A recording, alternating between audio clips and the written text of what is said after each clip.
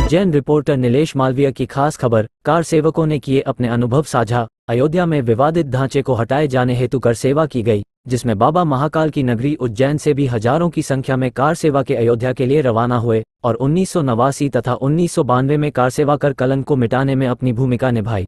आज अयोध्या में रामलला भव्य मंदिर में प्राण प्रतिष्ठित होने जा रहे हैं, जिससे कार सेवकों को बहुत खुशी का अनुभव हो रहा है।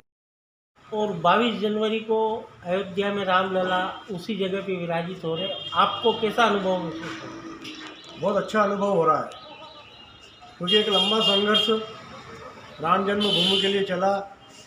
उज्जैन की जहाँ तक बात करूँ, राम जन्मभूमि का संघर्ष तो 500 साल पुराना है, लेकिन हमारा जो मध्य प्रदेश का संघर्ष है, देश का संघर्ष है, ये 1990 में प्रारंभ हुआ था, जब रामशिला पूजन के माध्यम से गली गली और घर घर घूमकर हमने 4 आने 8 आने 1 रुपये 2 रुपये और रामशिला पूजन के माध्यम से धनराशि एकत्रित की थी।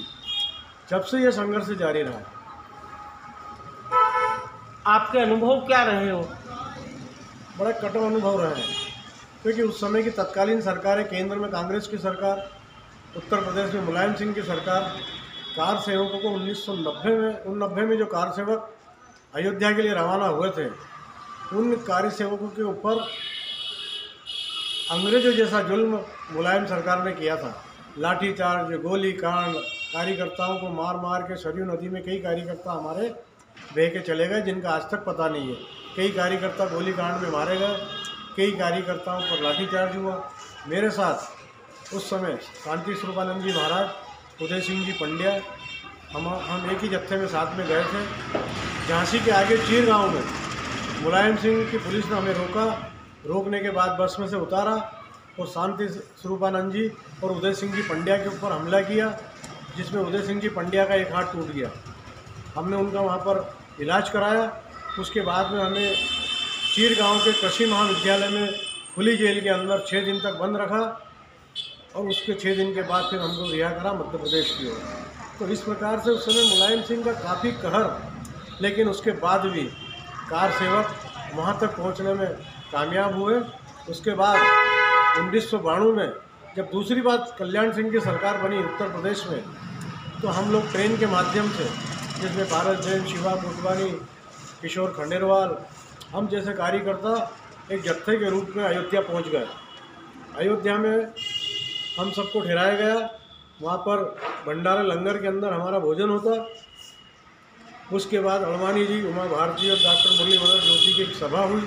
सभा के बाद में हमने अपना ध्यान उधर बाबरी मस्जिद की ओर कूच किया और बाबरी मस्जिद के ढांचे को हम सब ने मिलकर ध्वस्त किया। और तत्पश्चात पूरे देश के अंदर कर्फ्यू लग चुका था।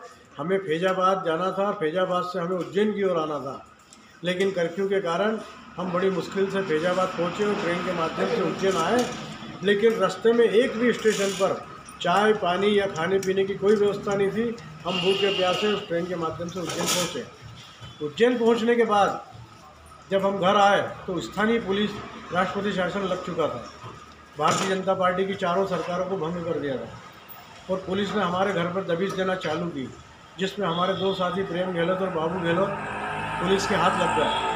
मैं भग चुका था। मैं 2 महीने तक अंडरग्राउंड रहा। उन्होंने उसके हाथ पैर तोड़ दिए और मरणासन स्थिति में भेरूगढ़ के हॉस्पिटल में उनको ले जाके पटक दिया गया। बड़ी मुश्किल से 2 महीने बाद उनकी जमानत करा के और बाहर ला के और उनका इलाज किया गया। इस प्रकार मुलायम सिंह की सरकार ने तो अत्याचार किया, साथ में राष्ट्रपति शासन में भी कार सेवकों पर काफ़ी अत्याचार हुआ। आज राम मंदिर का जो निर्माण हो रहा है, यह देखकर आत्मा प्रफुल्लित है, आत्मा बहुत खुश है। अयोध्या जाने के लिए आपको निमंत्रण आया? अयोध्या जाने के लिए मुझे भारतीय जनता पार्टी के नगर अध्यक्ष का कल फोन आया कि ओम जी आपको अयोध्या जाना है और 8-10 दिन को आपको वहीं रहना है, वहाँ की व्यवस्थाएँ देखना है। 1992 में जब आप गए थे, कोई विशेष जत्थे में आपको स्पेशल बुलवाया गया था? हम मध्य भारत प्रांत का एक अलग से जत्था बना था, जिसमें राधेश्याम त्रिपाठी, नंदू काला, गजानन भट्ट और मैं, ऐसे हम मध्य प्रदेश प्रांत के 25 कार्यकर्ता थे, जिनको सबसे आगे जाना था। और उसमें ये तय हो गया था कि तुम वापस आ गए तो ठीक है, अगर तुम्हारे को कुछ हो जाता है तो इसमें हमारी जवाबदारी नहीं रहेगी, तुम्हारी खुद की स्वयं की जवाबदारी रहेगी। अगर आप अपनी जवाबदारी से जाना चाहें तो आप जाएं, वरना मना कर दें। तो हम अपनी स्वेच्छा से उस शहीदी जत्थे में शामिल हुए और सबसे आगे जाके और हमने उस ढांचे को ध्वस्त किया। आपका नाम? ओम प्रकाश अग्रवाल। बहुत ही खुशी का पर्व है सनातन धर्म और श्री राम जी के जन्म स्थान पर भव्य ऐतिहासिक मंदिर की प्राण प्रतिष्ठा और मंदिर का प्रतिष्ठापन होने जा रहा है। उस वक्त जब 90 के दौर में हम लोगों ने घर घर जन जागरण के माध्यम से विश्व हिंदू परिषद और सारे लोगों के हमारे उज्जैन के स्थानीय नेताओं के माध्यम से घर घर जागरण का काम किया था। और उस वक़्त दिल्ली में भी जो आंदोलन हुआ था उसमें भी भागीदारी थी और यहाँ पर स्थानीय स्तर पर भी जो आंदोलन हुए थे उसमें भागीदारी थी। साथ ही घर घर शिला पूजन का जो कार्यक्रम हुआ था उसमें भी सक्रियता के साथ काम किया था और अंतिम कार सेवा में भी हम शामिल हुए थे। हम बहुत गौरवान्वित हैं कि हम लोगों ने जो उस सक्रियता के साथ काम किया था। हमारे जैसे हजारों लाखों स्वयंसेवकों ने ये अपना समय दे करके और इस काम को अंजाम दिया था।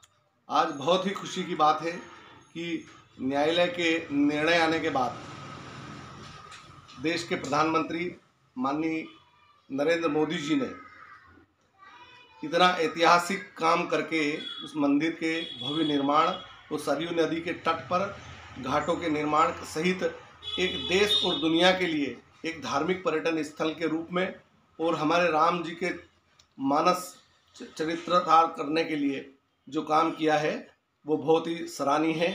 आज यहाँ पर उज्जैन में भी अनेक संत अयोध्या के लिए प्रस्थान हुए, उनका भी आज हमने स्वागत किया, अभिनंदन किया। और हम भी इस 22 तारीख के कार्यक्रम के बाद राम जन्मभूमि के बाबा जी के दर्शन करने हम जाएंगे रामलला के। 1992 में जो आपने कार सेवा की थी वो कैसी थी और कौन से जत्थे में आप शामिल थे? राम जन्मभूमि के उस वक़्त हम सब लोग यहाँ से ट्रेनों में गए थे और हमारे जो जत्थेदार थे उन सब के नेतृत्व में जो हमारे स्वयंसेवक थे और जिनको भी जो जिम्मेदारियाँ दी थी उनके साथ हम शामिल हुए थे। और पूर्व संध्या पर जो हम लोगों का कार सेवा का जो प्रशिक्षण हुआ था उसमें भी थे। और उस वक़्त मुझे ध्यान है कि श्री प्रकाश चित्तौड़ा जी वगैरह हम लोग साथ में थे। आपका शुभ नाम? सुरेन साखला, पूर्व प्रदेश अध्यक्ष बीजेपी ओबीसी मोर्चा।